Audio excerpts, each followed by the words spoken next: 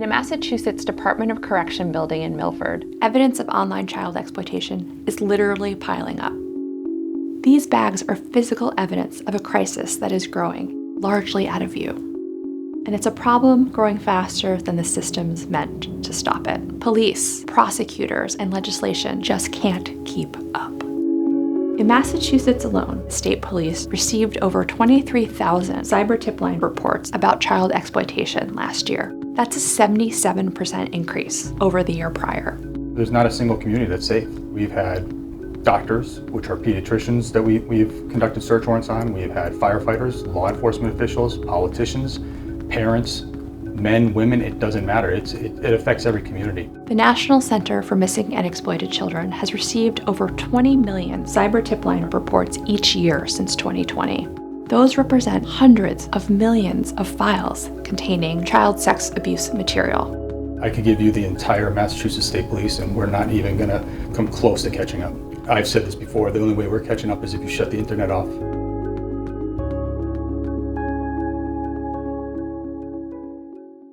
Why is child exploitation exploding right now? And who's accountable?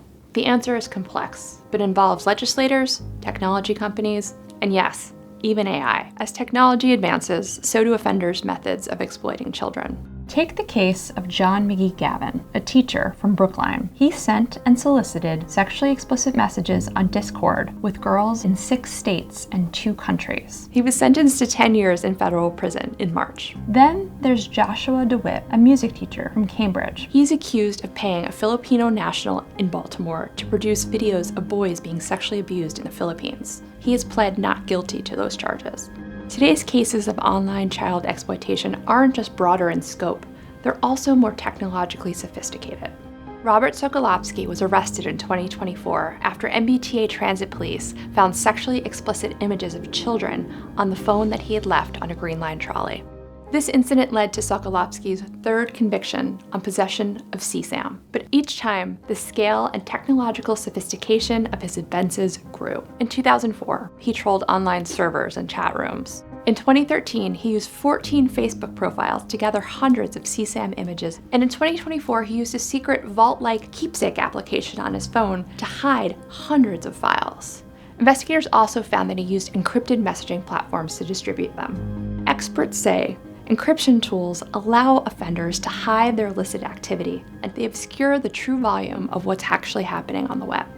The year after Meta rolled out end-to-end encryption on its Messenger app, reports to the National Center for Missing and Exploited Children dropped by 43%. That might seem like cause for celebration, but it isn't. See, many of the reports come from the tech companies themselves. Now, even they might not really know what's happening on their platforms. Law enforcement officers say encryption presents additional challenges for their work.